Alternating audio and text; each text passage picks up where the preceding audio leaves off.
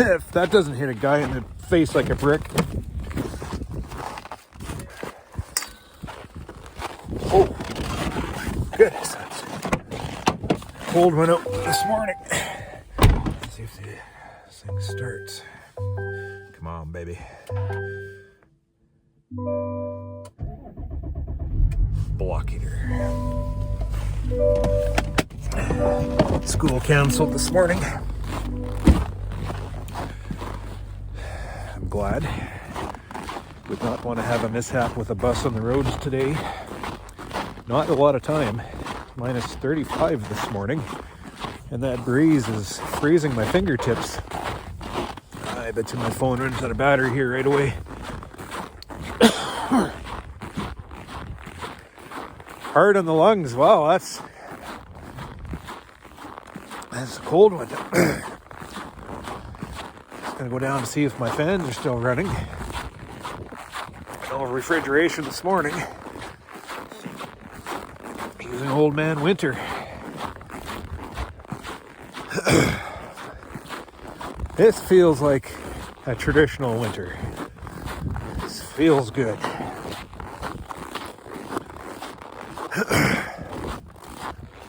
Man, I'm getting soft. Yeah, we have very low air exchange.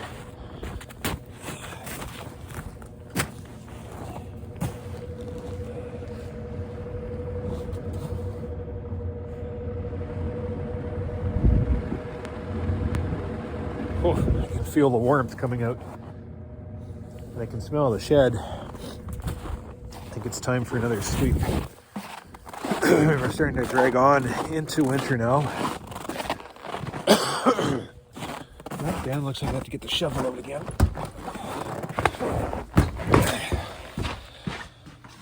The guy just gets tired of this type of weather. Let's see what we have going on in the shed. I think it'd be a good day to spend behind my desk.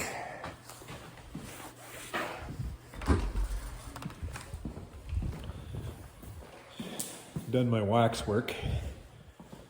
I had someone reach out and they want a good chunk of this actually. So I'm going to deliver as soon as he follows through with the order. And then I'm going to stow the rest away in the corner and just wait.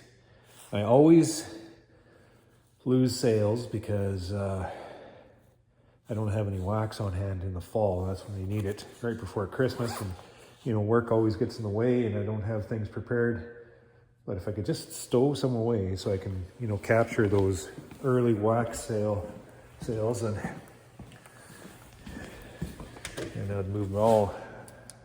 Had a good wax year. That's why I have some inventory left over. Typically I have about, my wax production typically calculates out to 1% of my annual production. And this year is a little better than that. Let's see how the shed's holding today. 4 degrees, eh? So I turned the fans right down. And the floor fans, I can just feel a faint breeze coming down the aisle. Minimal drop there. It's working on 7 degrees. I'm targeting 4. Maybe I'll step the fans up a little bit. Or drop down this aisle.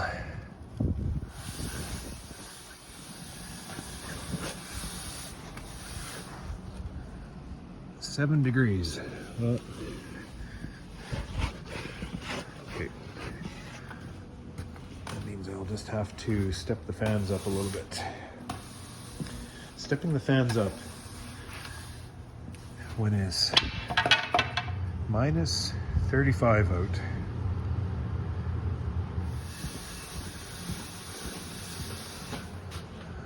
A lot of frost there.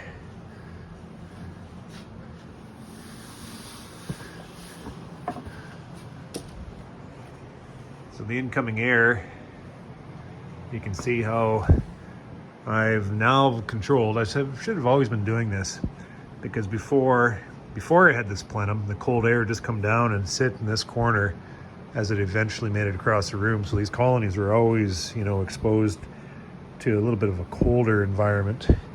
Now I'm able to control that cold air, as you can see it all the way down along the aisles here.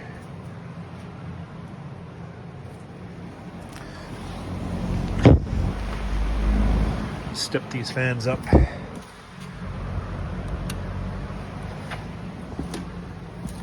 Just push a little bit more air down the aisles. So I don't want it at 7, I want it at 4.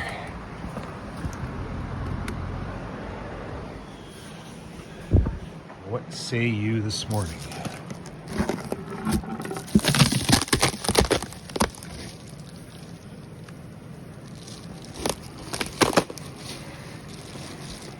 Nicely clustered, about the size of a basketball. See the slight condensation? It's very slight, just around the edges. Little drinks of water. I think that's crucial actually. Let's see how these guys are doing with a cold hat overhead.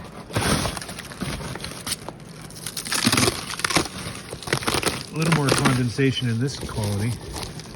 Probably because of the cold air above them. Can't see them. They're a little bit further down. Lots of honey in that colony. Yeah, they're on the bottom board still.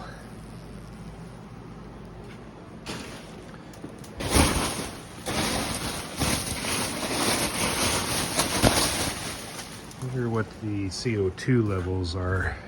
CO2 levels, what say you?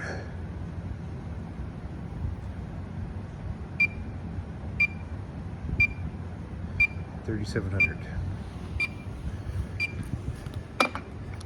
So the air quality is quite healthy.